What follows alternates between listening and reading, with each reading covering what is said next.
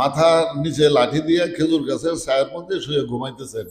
কপাল থেকে ঘাম বের হইতে হইতে বালুর মধ্যে পড়ে বালু একেবারে স্তর হয়ে গেছে। তখন এই রোমের রাষ্ট্রদূত ঘুমন্ত উমর বিন খাত্তাব রাদিয়াল্লাহু তাআলা আনহুর শিয়রে দাঁড়ায় কয়, হে আমির, এই জগতের মধ্যে তুমি ন্যায় বিচার কায়েম করেছ, ইনসাফ করেছ, আমান্তা, ন্যায় বিচার কায়েম করার কারণে তুমি নিরাপত্তা লাভ করেছ। সুবহানাল্লাহ বলে। ইনসাফ কায়েম করার জন্য তুমি কি করেছ? নিরাপত্তা লাভ করেছ, যেই কারণে তোমার কোনো দেহরক্ষীর দরকার হয় না। আর আমাদের রাজা বাদশাগণ জনগণের উপরে নির্যাতন করেছে, জুলুম করেছে, অত্যাচার করেছে, তারা নিরাপত্তাহীন হয়েছে, তাদের জানের কোনো নিরাপত্তা নাই। তুমি ন্যায় বিচার কায়েম করার কারণে তোমার রাজপ্রাসাদ ছেড়ে, বাড়ি ছেড়ে মদিনার বাহিরে এসে গাছের নিচে মাথার নিচে লাঠি দিয়ে তুমি ঘুমাইতে পারো। আর আমাদের রাজা বাদশাগণ রাজপ্রাসাদে থেকেও শত শত দেহরক্ষীর ভিতরেও তারা নিরাপত্তা পায় না, নিরাপত্তাহীন হয়েছে। তুমি এই পৃথিবীর মধ্যে ইনসাফ কায়েম করেছ। এই কথা বলে তাকে ধন্যবাদ দিল। রোমের রাষ্ট্রদূত চলে গেল তার নিজ অঞ্চলে। উমর বিন খাত্তাব রাদিয়াল্লাহু আনহু এই মেয়েকে এবং মেয়ের মাকে ডাকাইয়া দরবারে আনলেন। দরবারে আনার পর উমর বিন খাত্তাব রাদিয়াল্লাহু আনহু মেয়ের মাকে জিজ্ঞেস করলেন, রাত্র এতটা টাইমে তোমরা মা মেয়ে কি কথাবার্তা বলতেছিলে, এগুলো আমাকে শোনাও। তখন এই মহিলা টের পায়ে ফেলেছে আর কোনো মিথ্যা কথা এখানে কি চলবে না, সমস্ত কথা তিনি জেনে ফেলেছেন আমাদের। তখন মা বলল যে আমি বলেছিলাম যে পরিমাণ দুধ হয় বাজারে বিক্রি করে আমাদের দুইজনের একদিনের খাবার হবে না। মেয়েকে আমি বলেছিলাম যে পানিগুলো দুধের সাথে মিশাইয়া দাও, 2.5 কেজি দুধ হইলে বিক্রি করে একদিনের খাদ্যের ব্যবস্থা হবে। মেয়ে এই কাজটা করতে না রাজি হলো না। 2-3 বার বলা পরে মেয়ে বলল যে মা, তুমি উমরকে ভয় পাইলা, আল্লাহকে ভয় পাইলা না। উমরের বেতের এত পাওয়ার আর আল্লাহর শাস্তির কি কোনো পাওয়ার নাই? এই কথা বলার পর উমর বিন খাত্তাব রাদিয়াল্লাহু তাআলা আনহু, এই যে অভাবী মানুষ তো তারা, অনেক খাদ্য সামগ্রী এই মেয়ের মাকে দিলেন। দিয়া মেয়ের মাকে সসম্মানে বাড়িতে পাঠিয়ে দিলেন। মেয়েটাকে তার ছেলের বউ বানায়া বাড়িতে রেখে দিলেন। সুবহানাল্লাহ বলে। মেয়েটাকে কি করলেন? তিনি ছেলের বউ বানায়া বাড়িতে রেখে দিলেন। এই পৃথিবীর মধ্যে দুনিয়ার মানুষদেরকে শরীয়তের উপর প্রতিষ্ঠিত রাখার জন্য আল্লাহ তাআলার পক্ষ থেকে প্রতি 100 বছর পর পর যে মুজাদ্দেদ হবে, প্রতি 100 বছর পর পর যে মুজাদ্দেদ এই পৃথিবীর মধ্যে আগমন করবেন শরীয়ত ব্যবস্থাকে ঠিক রাখার জন্য, শরীয়ত ব্যবস্থাকে কলুষ মুক্ত করে একেবারে আগের প্রাচীন অবস্থায়, যে অবস্থায় রাসূল পাক সাহাবায়ে কেরাম রেখে গিয়েছিলেন, ওই অবস্থায় ফিরিয়ে নেওয়ার জন্য যাদেরকে আল্লাহ তাআলা প্রেরণ করবেন, ওই উমর বিন আব্দুল আজিজ রাদিয়াল্লাহু তাআলা আনহু এই মেয়েটার ছেলের ঘরের নাতি ছিলেন। সুবহানাল্লাহ বলেন। ওই উমর বিন আব্দুল আজিজ রাদিয়াল্লাহু তাআলা আনহু ওই মেয়ের, যেই মেয়েটাকে উমর রাদিয়াল্লাহু আনহু বিয়ে করিয়ে বাড়িতে রেখেছিলেন, এই মেয়ের ছেলের ঘরের কি নাতি। কেডা? উমর বিন আব্দুল আজিজ। আল্লাহ সুবহানাহু ওয়া তাআলা আমাদের সকলকে মুজাদ্দেদ গণের দেখানো তরিকায় ঈমান ঠিক করে তারপরে নামাজ, রোজা, হজ, যাকাত, ওযু গোসল করার তৌফিক দান করুন। মুজাদ্দেদ গণের দেখানো তরিকা বাদ দিয়ে যারা নামাজ পড়বে, রোজা করবে, হজ করবে, এরা ঈমান হারা, এদের কোনো ঈমান নাই। এরা নামাজ না পড়লেও চলে, পড়লে কোনো সওয়াব পাবে না, না পড়ার কারণে শাস্তি এদের একটু বেশি হবে জাহান্নামে। কেন? ঈমানদার লোকদেরকে তারা নামাজ পড়ে ধোঁকা দিয়েছে। এজন্য আল্লাহ সুবহানাহু ওয়া তাআলা আমাদের সকলকে খালেস মুমিন হইয়া নামাজ, রোজা, হজ, যাকাত, ওযু গোসল করে এখান থেকে বিদায় নেওয়া তৌফিক দান করুন। সকলে বলুন আমিন। ওয়া আখিরু দাওয়ানা আনিল হামদুলিল্লাহি রাব্বিল আলামিন। বারাকাল্লাহু লানা ওয়া লাকুম ওয়া নাফা'না ওয়া ইয়্যাকুম। যারা পড়ে আসছেন সুন্নত পড়েন।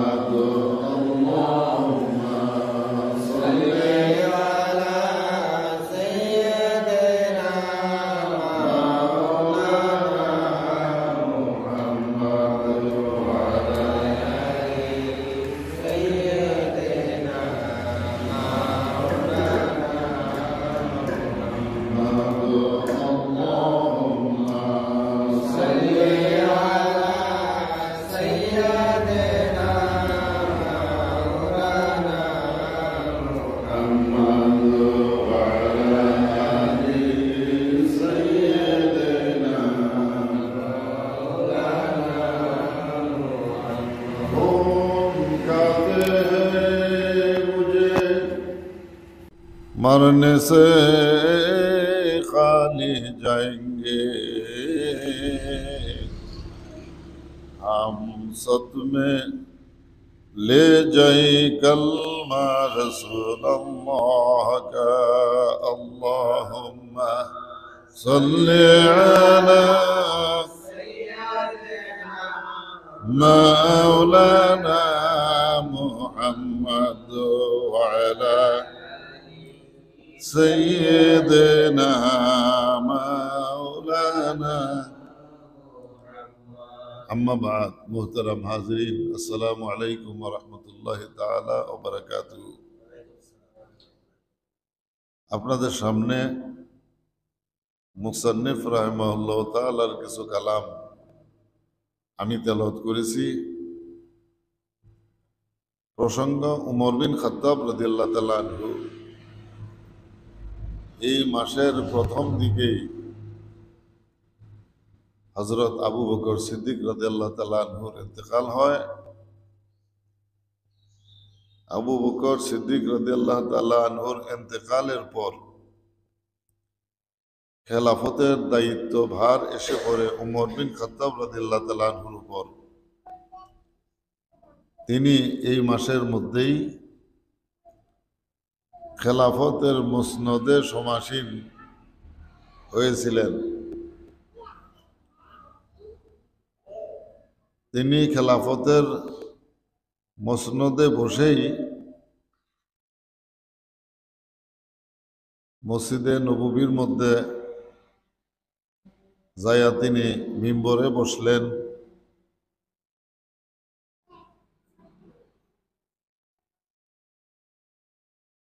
মিম্বরে বসেই তিনি প্রথম ঘোষণা করলেন, সরকারি সম্পদ যা কিছু রয়েছে সকল কিছুর মালিক জনগণ। সরকার প্রধান অথবা আমির উমরাগণ, মন্ত্রীবর্গ,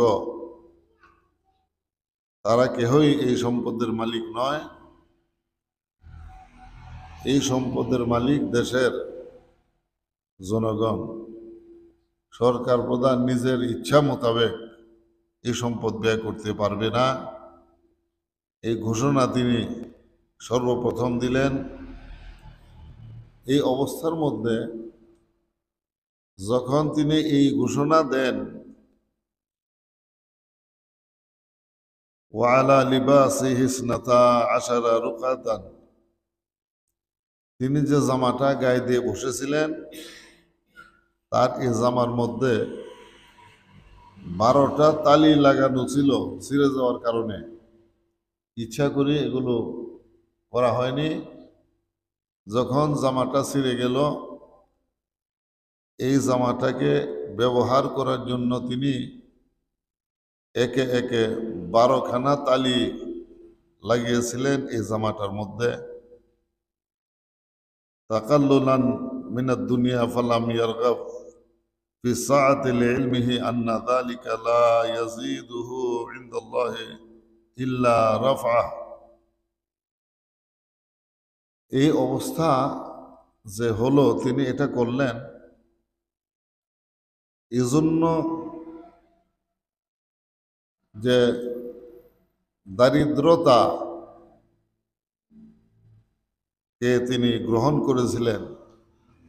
কানাআত, কম খাওয়া কম পরা, এটার বিভিন্ন রকম হইতে পারে।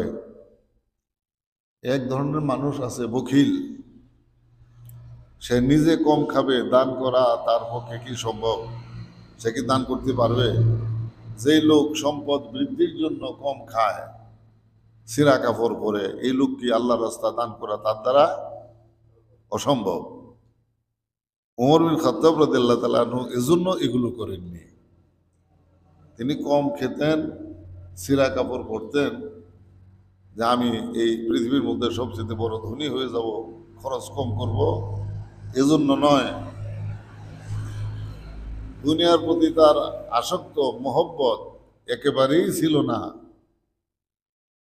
তিনি সম্পূর্ণ আল্লাহর রাস্তায় নিজেকে সফর্দ করে দিয়েছিলেন এবং এজন্যই তিনি এইভাবে দরিদ্রের ভেষে তিনি চলাফেরা করতেন।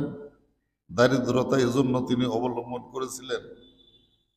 খাদ্য খাওয়া সহ কানা লা ইয়াকুলু মিনাল ইদামে গায়রা যাইতিন, রুটি তৈরি করা হতো তার জন্য তিনি খেতেন শুধুমাত্র জয়তুনের তেল ছাড়া, আর অন্য কিছু মূল্যবান ঘি অনেক কিছু দেওয়া রুটি তার জন্য তৈরি করা হতো না। অত্যন্ত কম দামের এই তেল, জৈতুন তেল, এই তেল দিয়ে তিনি রুটি ভেজে খেতেন দারিদ্রতার কারণে। হাত্তা সোয়াদ্দা জিলদুহু, এইভাবে এইভাবে খেতে খেতে তার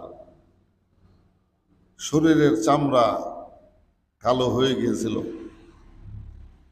ওয়ালাম ইয়াহমিল লিনাফসিহি মিন মালিল মুসলিমিনা ইল্লা দিরহামাইন,